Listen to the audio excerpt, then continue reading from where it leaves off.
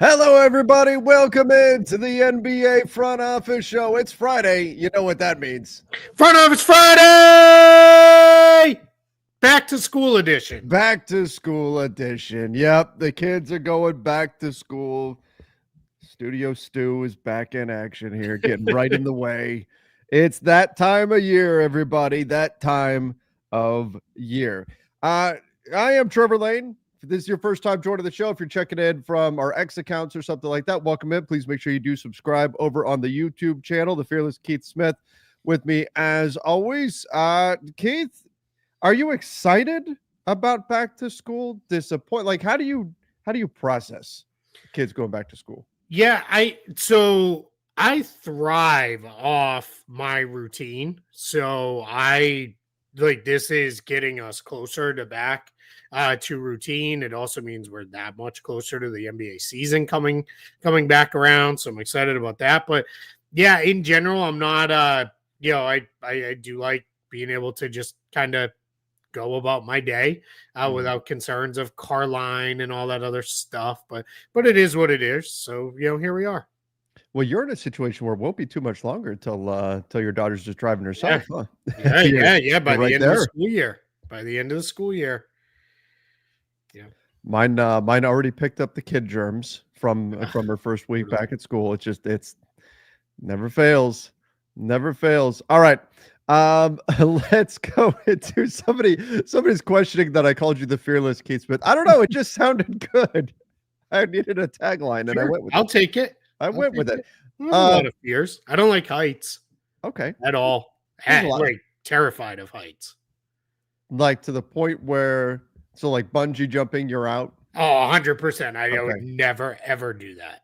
What about like on the different cruise lines and stuff? They do like the high walkway thing. Do you do that? So if I am, this is very weird. Like if I'm constrained inside something, I feel better about it. But if I'm not, I don't, then I'm out. Like I want no part of it. And part of what my job was when I worked landscaping all throughout college, I worked on the college campus.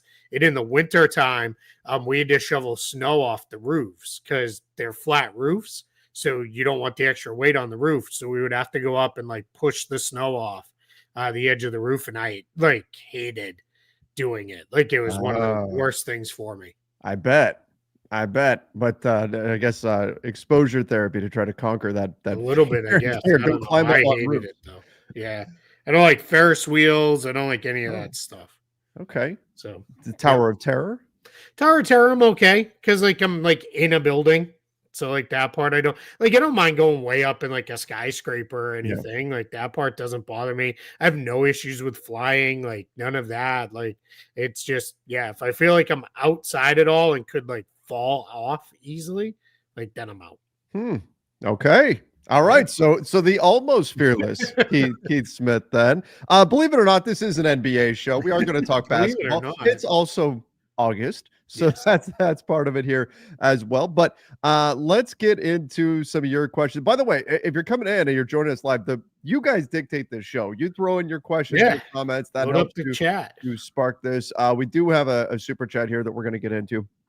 Are you guys doing your standing predictions this year? Yeah. We will. We haven't settled on a specific time there or a specific. Yeah, usually that's right before the season. Yeah, it's usually, I was just gonna say, it's usually into September when we do it, but we don't have a specific, it's gonna be September 15th or anything like that set up yet. But yeah, we will do our standings predictions. We'll do award predictions, all that sort of stuff. We're going to be doing some team previews as well coming. And that's going to be coming up soon. So yeah, be on the lookout for all that. Make sure that you guys do subscribe, turn on notifications to the channel, all of that good stuff. Keith, we did get one thing today, the extension for Joe Mazzulla. What are your thoughts on that? Yeah, I think it's good. I think for the Celtics, you want to have stability in the organization. You have that in the front office. You have your star players under contract long term, and now your coach is set up. I know some people will complain and grumble about it, but you won a title roughly a year ago. So not too worried about that part of it. I think he's a good coach. I think he is very committed to a style he wants to play, but I do think he's more adaptable than most see. I'm very curious to see. This year's going to tell us a lot with him, because without Jason Tatum, without Drew Holiday, without Kristaps Porzingis, they're going to need him to do it just sounds insulting to put it this way, but a little more coaching, right? Like you're going to have to coach way into some wins if they intend to be competitive, which they continue to say that's what they want to do. So I think that'll be it'll be interesting to see how that goes. They have very much said that they want to play fast. They really want to get up and down the court this year. So I'm very curious to see how that goes. And then if they do that, what does that look like when Tatum comes back, the season after? Well, because he's not a guy who tends to play really fast. He likes to play a little bit slower, a little bit more in the half court. So it's going to be very interesting how that comes together. Well, and I think this also, whenever we look at a team and what they could potentially do over the course of the season, there's always going to be an expected ceiling, but also an expected floor. And given that Tatum is not there, the floor is going to be lower than usual. So should things go south, which may not be the worst thing when we're talking about this draft class coming up, right? It's not all doom and gloom if things go that way. But what you do avoid is kind of in January, you're on a 4-game losing streak or something like that. And then people start going, is his seat getting warm? No, that there's no question that he got his extension. They're committed to him, as they should be. And this is going to be it, moving forward. So you prevent having to have those conversations at all in the event that you do wind up, being closer to the floor than the ceiling on the season in terms of the wins and losses. Yeah, exactly. I think you're going to see them take the approach of, let's go into the year, we're going to try to win as many games as we can. And then I think they'll be very flexible as the year goes along. If it starts to turn into, all right, we're probably not going to get there, then maybe you see a move or two, and not like full scale sell-offs, but like some of the more lower end rotation guys that could help playoff teams, like a guy like Sam Hauser. If the Celtics are barely hanging in like the play-in race, then I think there's really not a real need for a guy like Sam Hauser on the team. And if you could get an asset, teams are always looking for shooting, especially shooting with size. So if that's something that, they have an opportunity to get a good deal at the trade deadline, they'll do that. So it's going to be interesting to watch how they put it together. And, but I think they're being very realistic about it, where the players and the coaches are saying, hey, we intend to compete this year. And everybody else is kind of saying, we're going to do our best and we'll see how things go. All right, let's get into some of these other questions and comments. Keith, somebody said, here it is. Front Office Friday is like watching those sitcoms before elementary school in the morning.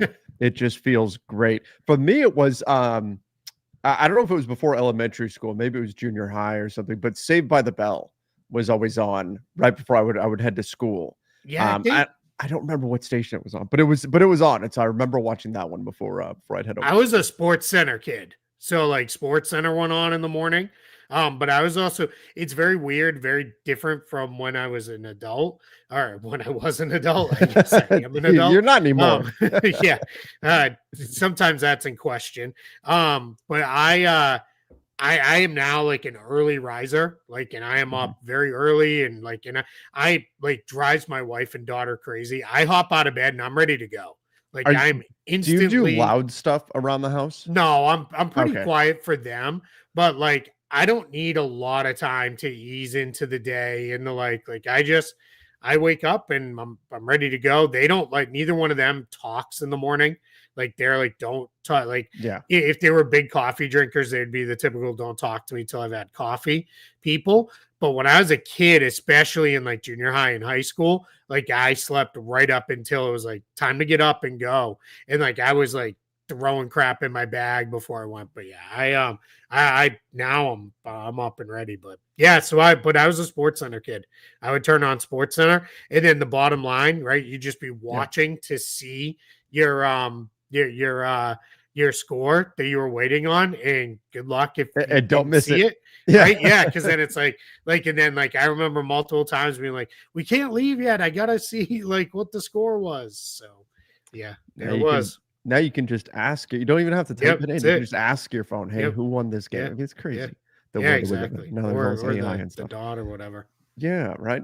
All right. This said, "Am I crazy to have Hawks versus Pistons match up in the Eastern Conference Finals this upcoming season?" Well, I would think you could make yourself quite a bit of money if you truly believe that that's going to be the Eastern Conference Finals by betting on that. But I would think that's not the most likely scenario. But is it impossible? No. Look, we went through almost the entire season saying that Cavs Celtics Eastern Conference Finals is inevitable, and we got neither of those. Like, this is the new NBA. This is Adam Silver's era of parity. There is a significant element of unpredictability to it. So right now, I think Knicks and Cavs would be the favorites to meet in the Eastern Conference Finals. As we're talking here in August, I wouldn't have the Hawks or Pistons there, but would it be absurd, unthinkable for either team to make it there? No, I don't think so. Yeah, I think let me be very clear. The West is deeper than the East by a pretty good margin. I think in the West, there's one team that we're going to open the season with, Utah, who doesn't have designs on being at least in the play-in tournament. Now, other teams will fall out of that. New Orleans probably fairly quickly, I think. But a handful of teams will fall out eventually. In the East, there are teams that are going into the year with much more of an idea of like, hey, we're still rebuilding. You've got Washington and Charlotte and Brooklyn off the top of my head. Sure. Like, those teams are not going to be really pushing for wins. But the top 6 in the East is actually pretty good. Like, there's a lot of good teams in there. Cavs and Knicks, I think, can play with anybody. I think the Hawks, the Pistons, the Magic are all going to be pretty good teams. And I've actually come around. I'm now, assuming Giannis is there, I'm kind of high on the Bucks, like, within reason. I don't think they're title contenders, but I think they could be a home court advantage team without a doubt. I think they've done a pretty good job rebuilding that roster. And then after that, everybody kind of slots in behind them. That'll be battling for the spots through the play-in. But so Hawks Pistons, I guess it would shock me. But like, I don't want to say it's like crazy. Like, it's not like you're saying Chicago, Brooklyn or something, though. Yeah, exactly. Yeah, if you were like, hey, I'm betting it all on a Nets Wizards East Finals, like, all right, we'll just send that money to us in the super chat and we'll make better use of it, right? than the casinos will, or the sports books. But yeah, so I think I would, like, if we're picking now here on August 8th, I'm picking Cavs Knicks. But well, let's see how the season goes. I think the Hawks are going to be good. I think Pistons are going to be good. I think Orlando's going to be really good. We talked about it the other day. Do you think a Trae Young extension gets done before the season starts? I kind of don't. I don't know Is that a mistake? Yeah, maybe. I mean, I don't think he's going to like be a problem if he's not extended. I just think if you're the Hawks, you're putting yourself in a position where it might get messy if he's not extended and you're going into the offseason, because we're going to assume he's going to decline that player option for next year. So I think where we could see this kind of go sideways for them is, all right, now what happens if all of a sudden Trae Young's not extended, he opts out, and now there are 7, 8, 9, 10 teams with cap space. And one of them's like, you know what, we'll spend a whole bunch on Trae with that. So I kind of think there's a chance we don't see him extend, and this just kind of holds off and waits a little bit longer, because you've got Dyson Daniels to figure out still. Porzingis is extension eligible. Presumably they want to do something there. So I think it's going to be kind of interesting. If they don't extend Trae Young and he's like actually out there on the market, that would be the biggest like non-veteran, and I would slot Paul George in that category, but like true in your prime, at least superstar adjacent player that could be had in free agency since what, Jalen Brunson and the Knicks? Yeah, probably. I mean, if you're taking George out of the mix there, I think you just don't see guys that are like in their prime really hit free agency. So yeah, definitely in their prime for sure. I think that's I think that's fair. And we talked a lot about it in the last show. I would try to get something done with Trae Young, because I think they've built a really good Yeah. team around him. And we had somebody in the comments on the show, and just so you guys know, we do read the comments to understand where things are. And sometimes you guys catch things where we made a mistake, and that's good because then we can correct it. Somebody called out, like, did they really build this team around Trae Young, or did they build this team independent of Trae Young? And that's a fair comment as well. I mean, I think they are set up to be really good if Trae Young's not a part of this team. I really like the young talent that this group's put together. I mean, look at that.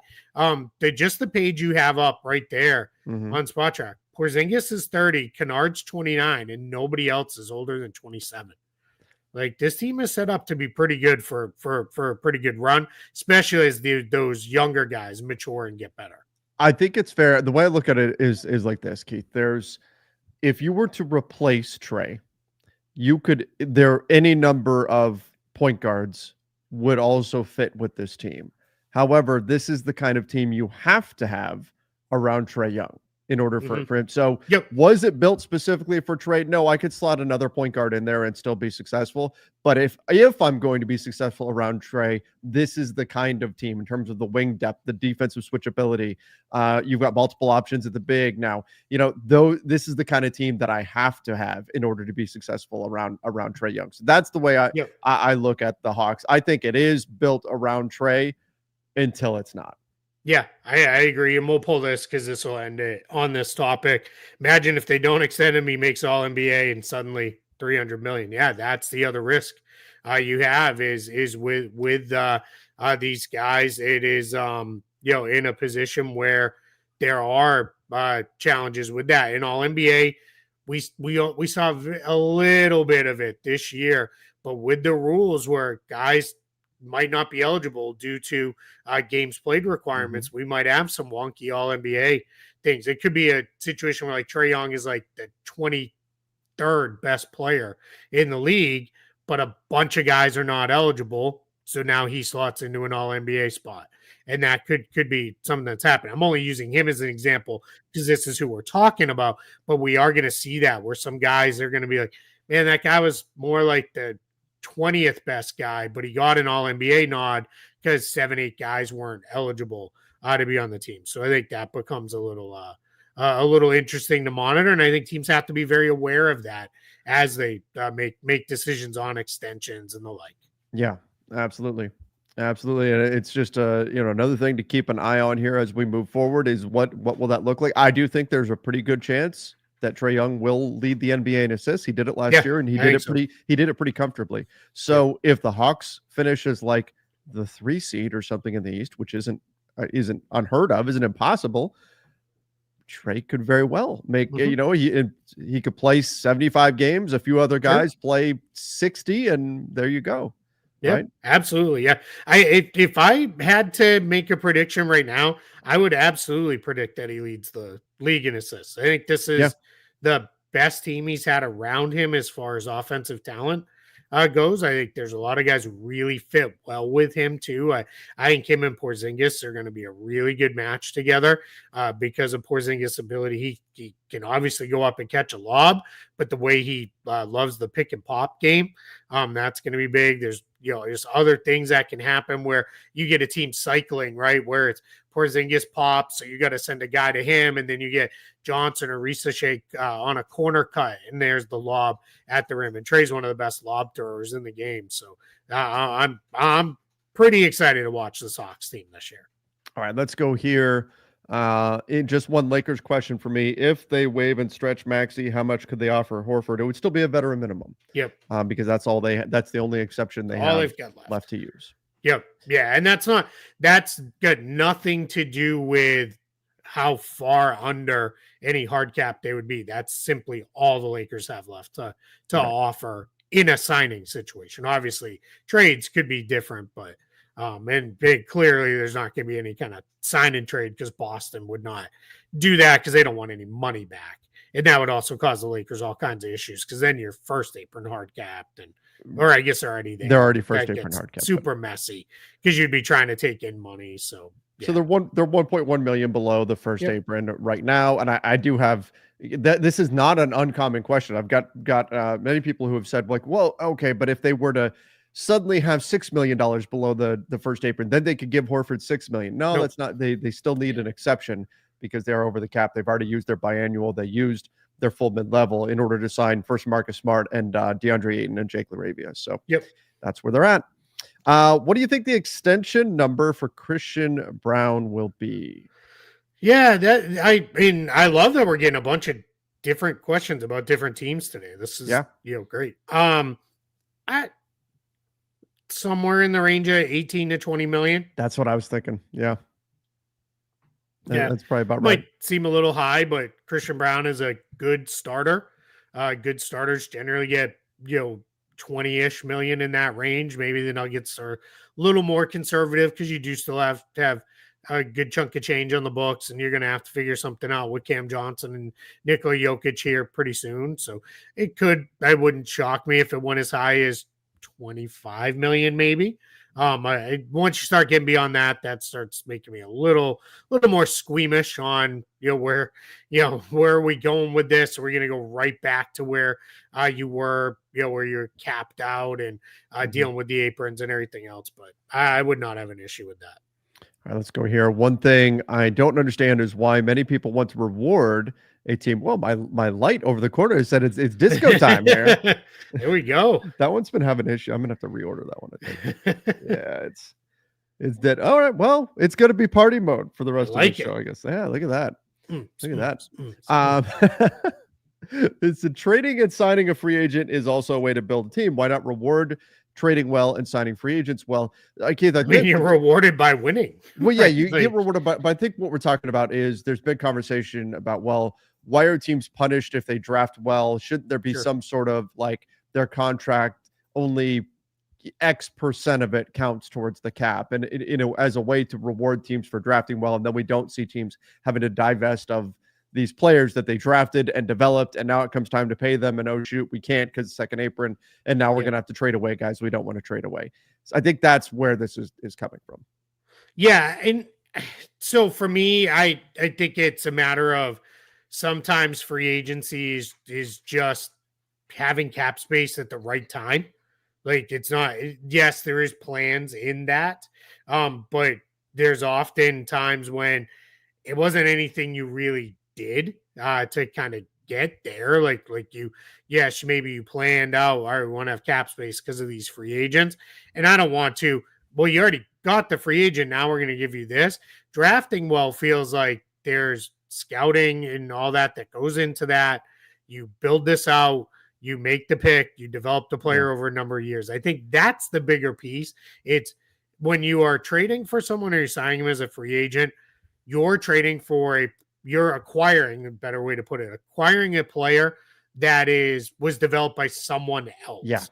When it's drafting well, you developed that player as an organization. Obviously, credit goes to the player too in that. And that's why I think people are like, hey, we got this guy when he was 19 or 20. We developed him up. Like, we should have some value on keeping him. My bigger thing is I have no real issue if we go into when a guy is signing a third, or we're seeing this more now, fourth contract with the same team, then that you could kind of bridge the gap, right? Because if you traded for a guy or you signed him and you got him, let's say you sign him as a free agent when he's 27, and then you then develop him even more, and now you're into a third contract with that guy.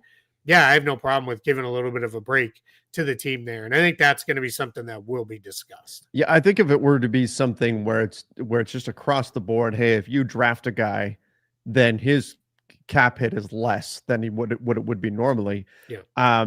You got to be careful, because what you can do is tilt the value of draft picks significantly, right? Exactly. And so there's always going to be repercussions, and that would certainly change the market as a whole if you're going to do it. But I do get from an emotional standpoint, fans, when you draft a guy and you watch that guy for 3-4 years and remember what he was day one and look where he's at now, there's that attachment. That's our guy, right? And so it doesn't feel good when you're like, what do you mean? That's our guy. Why do we have to get rid of our guy now for these cap reasons. So I think that there's that element of it baked in, that emotional connection that you've got to that player that you've seen develop over those years. So yeah, and that's and we see that sometimes too. That's where then from a fan perspective and sometimes analyst perspective as well, we end up kind of overrating some of these guys a little bit because it's because of that attachment level, right? It's man, I've been with this guy for 5 years now, and like I've seen what he's how he's improved, and it's like, yeah, so you're attached to him, but in the bigger, grander scheme of the NBA, this player is still XYZ, has these flaws. That's why you're not going to get 4 first-round picks for him or whatever it may be. And that can be tough. But yeah, I hear you, man. It's and that's part of it, right? That's part of the fun is, watching these guys from the time they're 19 years old to, in their mid to late 20s. Mm-hmm. And it's like, well, I've been here every step of the way. It's like, I think it's awesome that there are Bucks fans that are like, yeah, of course we're attached to Giannis. We've watched every game he's ever played. Sure. And like, why wouldn't we be?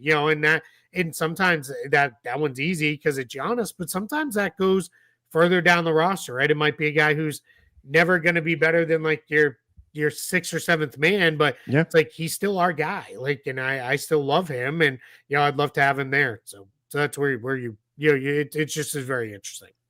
All right, let's go here. Mamadou said, I have a feeling opening night is going to be Lakers versus OKC. Lakers always play opening night, and OKC will hang their banner. Could be. That's possible. I've been predicting Lakers Mavs opening night, but it certainly could be. I think we're either getting Lakers Mavs opening night or we're getting it on Christmas. Yeah. Yeah, for sure. Speaking of which, let's just, because there's a question in here about it. Let's talk about that. When do you guys anticipate the schedule release? Just off the top of my head, it's usually right around mid-August, but usually a day or two before, sometimes even more, we start hearing like the Christmas Day games are going to be X, Y, and Z. The big days around the league. Opening night is expected to be this and this, and then we'll get the full schedule release. Yeah, exactly. So I think within the next 2 weeks, maybe within the next week, but I would say definitely within the next 2 weeks, we'll get that. Some teams are just finalizing their preseason schedules because those have started to come out even more. We do know a handful of games already because, and look at you already on it. January, we got Magic and Grizzlies. They're playing 2 games overseas this year in Berlin and in London. They're going to play each other. There, we know the Mexico City game is Pistons Mavericks. That's at the beginning of November. So we're just in a spot where that's going to be, kind of what we'll get filled in around that. Will be opening night. We'll get that.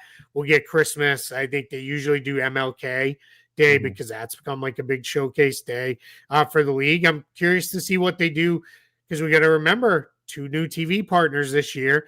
And NBC is turning Sunday nights after the NFL season into like a second showcase night. So maybe something happens where we start getting those matchups coming in a little bit earlier than the rest of the schedule.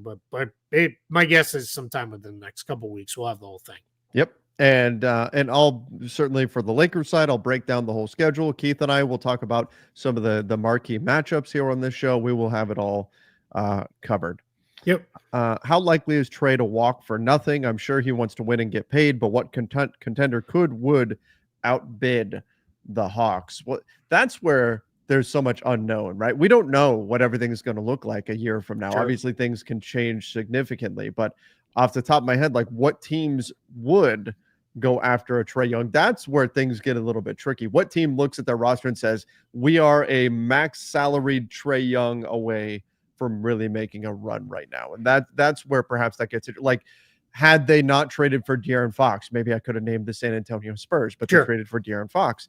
So pinpointing that team does get a little difficult. And perhaps that's part of where the Hawks feel a bit more confidence that looking around, they're saying, hey, are we really that big of a threat? Now, maybe a team like maybe Brooklyn comes along and says, hey, Trae, if we get you, we also have dominoes XYZ that we're going to be able to use future picks and draft capital for, and let's go. There could be teams that we normally wouldn't be on our radar that have multiple moves they could plan out. And the Brooklyn call out is a good one because we saw them do that before with Kyrie and KD, where it was, hey, we're not adding you to guys we have, we are building with you and somebody else, and we're going to go. And right now, teams are not that has that strategy has dropped out of play a little bit. But we're going to be right back into a spot where we start seeing it. That'll come back around again, right? Because somebody will say we can get a couple stars, let's go. So that'll be a thing where that wants to come to. So all right, let's go here. How is SGA signed to 6 years in total? Wasn't there a limit to how many years a player can be signed for? If not, to how many years can a player be under contract? I'll pull up the cap sheet on that. It's 6 years. So if you have 1 year left on your contract, you can do a 5-year extension if you're eligible for it, and that gets you to 6 years. In SGA's case, he has 2 years left on what is, for at least the next couple of years, one of the very best contracts in the entire league. And then he was able to add 4 years to his contract, so that's how he gets to 6 total years. It's rare in today's NBA to see contracts that go out that far. To see, but like Jalen Williams and Chet Holmgren are in the same boat, too. Just with OKC, yeah. Anytime you see a guy get the full 5-year max on an extension, it's a 6-year total deal. But you can't go any longer than 6. 6 is the max you can do. All right. So this one said, "Hey, hi Keith, I'm confused. Trevor said the Lakers can still pick up bought out players, making over non-taxpayer mid-level exception at the deadline. Your apron guide says we can't." Okay, so they can because they're below the first apron.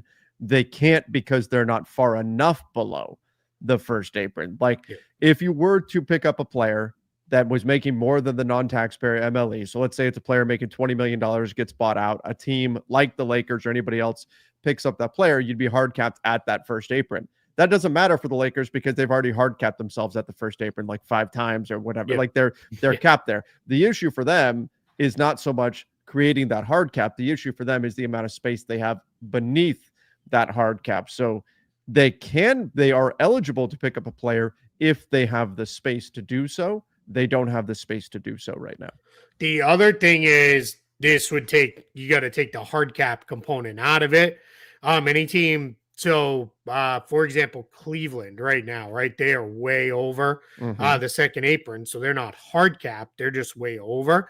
If a player is bought out, I don't know who makes a bunch of money. Trae Young.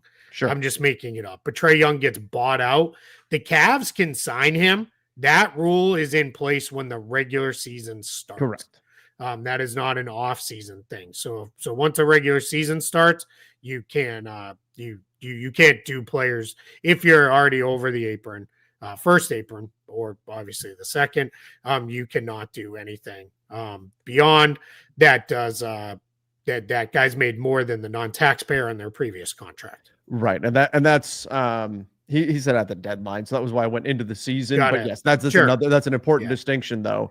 By the deadline, the Lakers would be they may have, because those things prorate. They may be should close. Be okay by then. I think it's like the middle of January that they can do a prorated vet minimum. So they would be able to. But if a guy got bought out November 5th, let's say, they would not be able. Would not be able to. Yep. Okay. Let's go here. Saw on Hoop Collective, Houston likely isn't offering KD a max extension. If KD isn't worth a max, who is? I don't get that at all from the Rockets. I didn't hear that specific. I didn't hear it either. Moment, but if they're not offering him a max extension, if they're offering a little bit less or whatever, that perhaps there's something specific they're looking at roster building wise for that. I'll pull up their cap sheet in just a second. But we also have to remember KD's age. Like teams are being more careful with who gets max contract. KD is absolutely fantastic, and I would not bat an eye if the Rockets did give him a max deal. If they're not, I don't think the Rockets are saying, "Hey, KD, you're washed. Here's a vet minimum. Take it or leave it." Like I would assume that it would be more like it's a different situation. It's not apples to apples because he's coming off of a serious injury, but like Kyrie didn't quite get a max, right? Be something more similar to that, I would think. Yeah, I think it comes down to exactly what you said. They're just trying to be careful. They're just trying to put themselves in a position to just be able to take care of their other guys. And you've got guys like Amin Thompson is going to be extension eligible next summer. Fred VanVleet's in a little bit of a weird kind of year-to-year spot. there. So they will kind of just be in a place where they're just trying to be careful. And that's why, Kevin Durant in a vacuum, sure, you auto throw him, a 2-year max and call it good and just move on. But that's the Rockets, I think, are going to work with him to say, let's see where things go. And KD may be at the point too where we saw with LeBron last year. Maybe he doesn't need the full max anymore. Maybe it is. I can take it. If me taking a little bit less keeps Tari Eason around, great. Let's do it. Because the thing he wants to do most now is win. Obviously, he's not going to, again, like LeBron, it's not going to be, all right, I'll take a vet minimum or I'll take, $5 million. Those things aren't going to happen. Those guys are way too good for that. And the other thing with those guys that always gets factored in is you have to be very understanding of guys like KD, LeBron. I'm trying to think of older players that are in those situations. Kawhi, James Harden. Sure. Those guys are not going to take $10 million deals because what's going to happen if they do it, then it's going to become every player is over 35. Mm-hmm. Ownership and front offices are going to say, hey, LeBron did it. KD did it. Why can't you do it too? And that they are very conscious of their role in setting the marketplace for the other 500 guys in the league, that they want to make sure everybody kind of gets taken care of. Yeah, there is that responsibility that comes with it because, like you said, they do it. Just like right now, we were talking about yesterday. Like, hey, if De'Aaron Fox is getting a max, is there any chance Trae Young doesn't get a max? Right? I mean, that these deals do set the market. If suddenly LeBron comes along and says, "Hey, I'll play for $5 million," then teams will go to their stars and say, "Hey, LeBron's doing it. LeBron wants to win. What do you think?" I mean. Fully understand Duncan and Nowitzki did that at the end of their careers, but they were in very, very different places there too. Those are also guys who had spent their entire career with one franchise and were like, I don't want to go anywhere else. Like, what do we need to do? It's also different if we get a guy who walks like the Vince Carter path, who gets to a point where he says, I'm not that guy anymore. I still love the game. I'm okay with transitioning to becoming a role player and accepting the salary that comes with it. Dwight Howard, Chris Paul, all these guys. And that's also a different subcategory from these guys are still like all-star, all NBA level guys. Like they're certainly not going to do those giant discounts. All right, let's go here. When does the Simons trade come?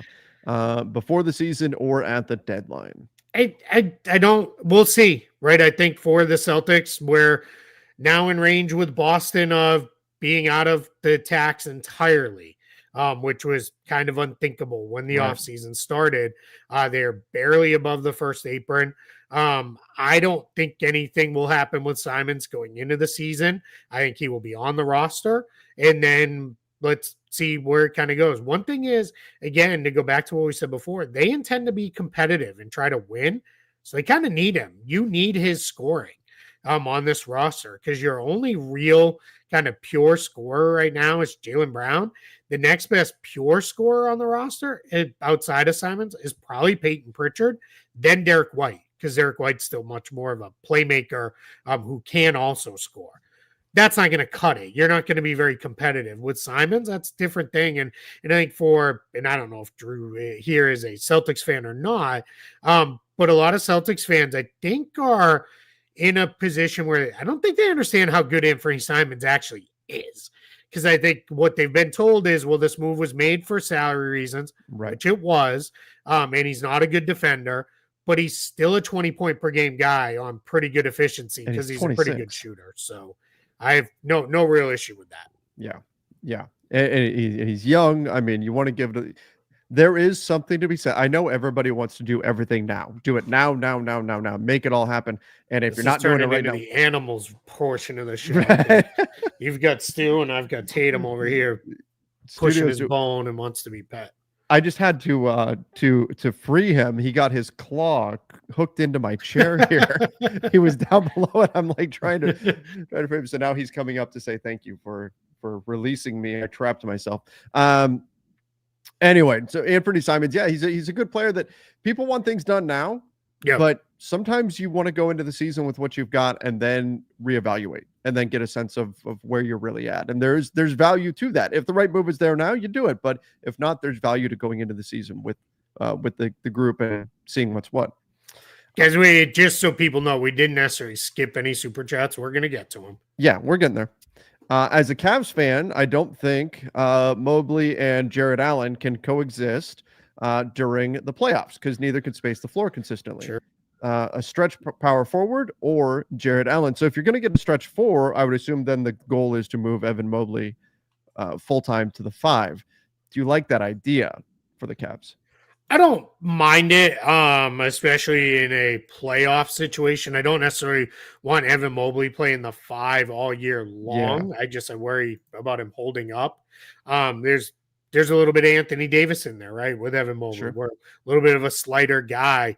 And I get it. This is not the NBA position of the 80s and 90s where guys are getting body slammed and all those things. But challenge is stretch 4s aren't just available, right? So who is it you want to go get?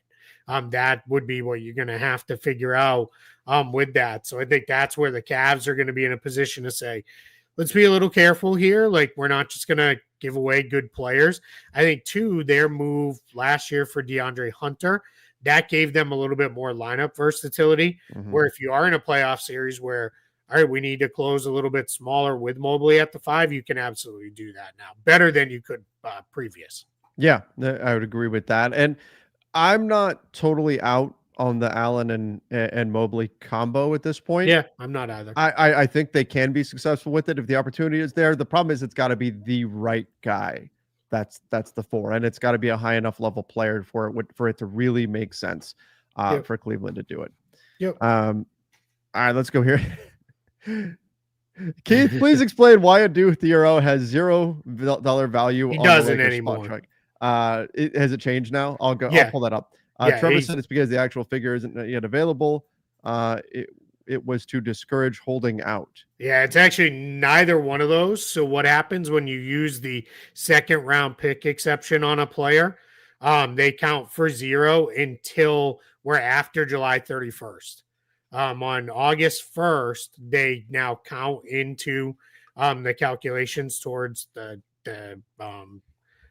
team salary. They always count towards the apron at whatever their actual number is, but towards the cap. The idea for that is, so let's say your plan is we're going to be a cap space team, the Memphis Grizzlies this summer.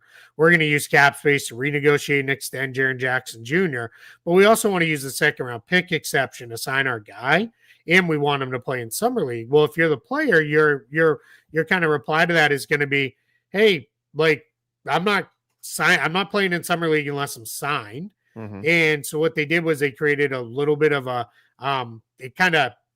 it's not a loophole because it was intentionally created. It's a window. But basically what they did was they said, all right, it won't count against the cap until we get there. So there's no reason to hold out or wait with that. So just go ahead and sign. You're under contract and you'll go.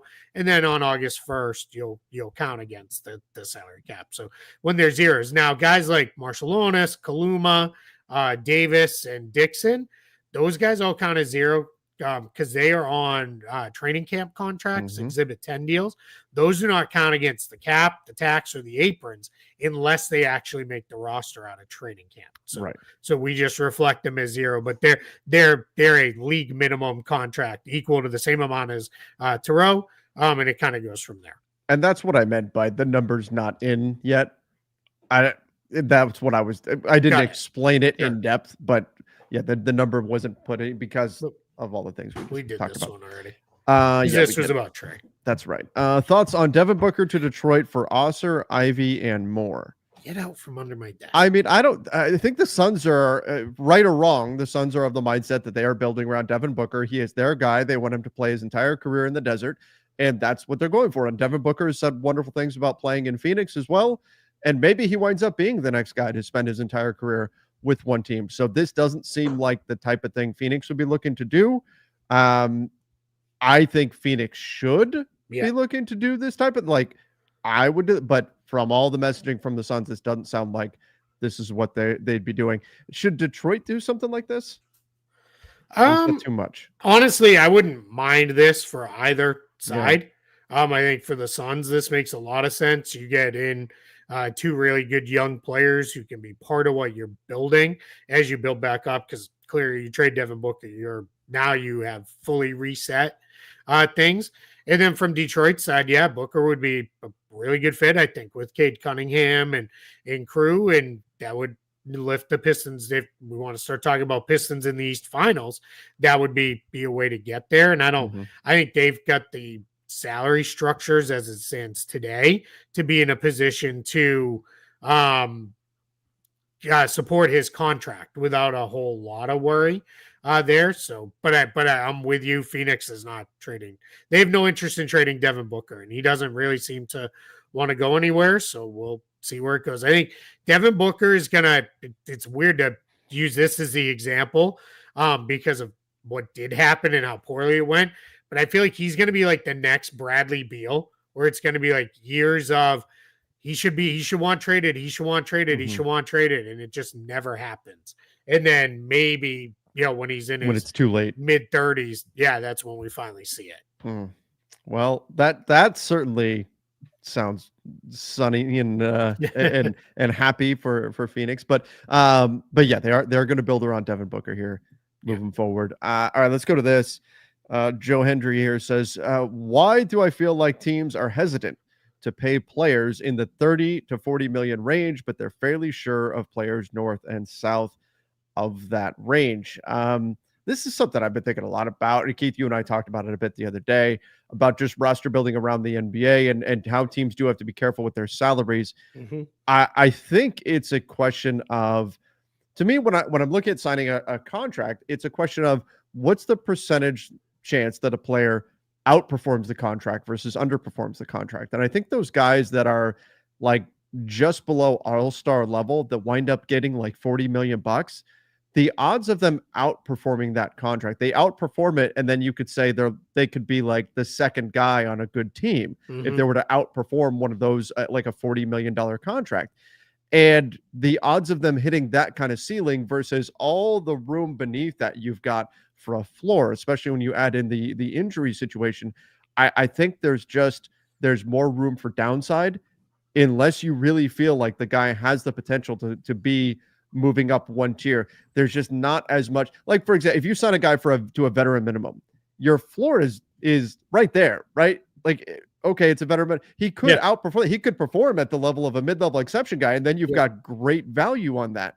You don't have as much room to rise up on a deal that's coming in at 40 million for a guy that you feel like is maybe all-star adjacent. And that's where I think those deals are starting to be scrutinized more around the NBA, because if you sign a guy to 40 million and he's just all-star adjacent, then in order to do a 2-star and depth roster build, you still need 2 more stars. And then you start running into financial problems. And so it becomes a math issue for building out teams.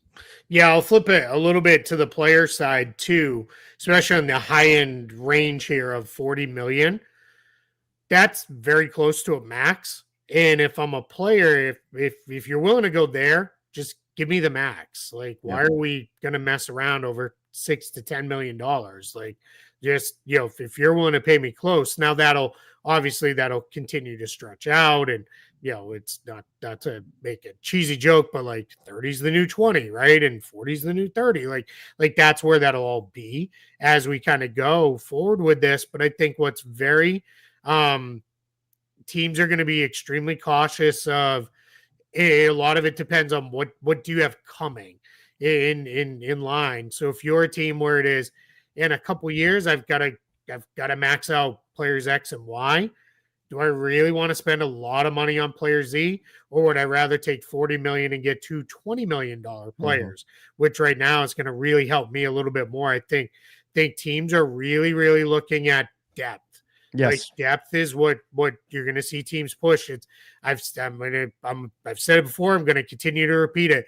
If you want to win a title, you have to plan for 100-game season, right? You have to plan to play in 100 games, and that's where you're going to see, I think, teams even more cognizant of, 3 max guys and a whole bunch of dudes on the minimum just isn't really going to fly, unless you're like OKC, who already did all the other guys under contract, and they've got them on pretty good deals, and they have still a bundle of draft picks where, all right, we missed and we need this. We've got the draft picks to go rectify it. So that's what you're going to see. I think be the next kind of frontier in roster building is really trying to plan out to be 10, 11, 12 guys deep for teams versus, all right, we've kind of got our 8 guys. And yeah, by the time the playoffs roll around, sure, until it changes, you'll have your 8, 9 guys that you really trust and you'll play. But in the regular season, you've got to be 10, 11, 12 deep. And that's where it can be tough if you've got 2 guys at, I don't know, 55 million and then another guy at 40. It's hard to have that depth that you're talking about. Yeah, I mean, that's your whole cap. That's everything. Okay. The Clippers 100% would go after Trae. Got Zoo on a bargain deal, Harden on a partial non-guarantee. Sure. Yeah, he could wind up being their guy moving forward into that post-Harden, post-Kawhi era that they kind of seem to have earmarked for 2027, where they've got flexibility after that. So, that's a good call. Just talking like who could have cap space and maybe go that route. They came to mind. I looked at like Miami could potentially be a team that could be in that position because I think the question was asked like what good teams could be in that position and make something like that happen. Because right now for next summer, it's like the teams I feel very confident will have cap space of Washington, Utah, Brooklyn, and Chicago. Right. So that's probably not really. Chicago needs more guards, right? Yeah, right. Those are probably not going to be the places where I think they're going to be looking to go to. So, then you get into, all right, well, do the Clippers maneuver to have cap space? What does that look like?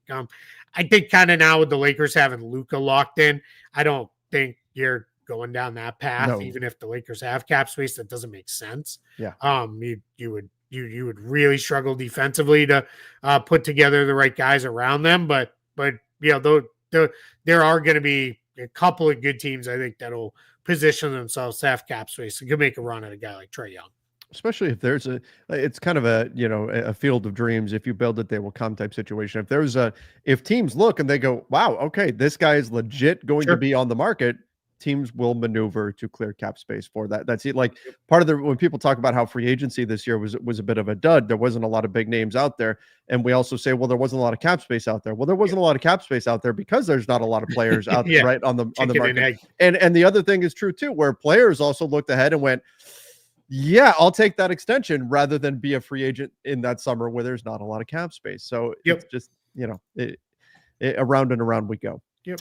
All right, let's finish up these last few. Yeah, well, let's go rapid fire here. Why are the Lakers not trying to trade Maxey, Gabe, Dalton Connect, and Rui for a 3-and-D wing sooner rather than later if they are win now? Hello, Kevin. Why do we assume that they're not? And my name's not Kevin.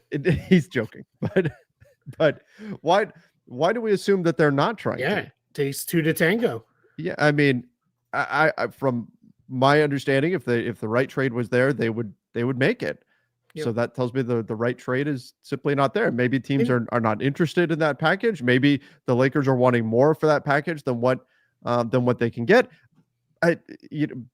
If they think the move is there, that's going to push them to contention right now, they will make that move. But that tells you that it's simply not available to them currently, and they're going to wait and then see see what happens during the season, see what their true strengths and weaknesses are, and then go from there. I don't look at it as like they've got these 5 great moves sitting in front of them that all would push them to win a championship, and they're just saying no.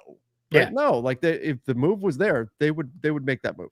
And like, there's not exactly 3-and-D wings just available right now. Correct. Like the teams who have them, and they're planning to move forward with them into the season. Again, when we get there, can't fully I know he's not like gonna swing things in a major way, but like a guy like Matisse Thybulle maybe becomes available when we get into the season, and that'd be a very affordable.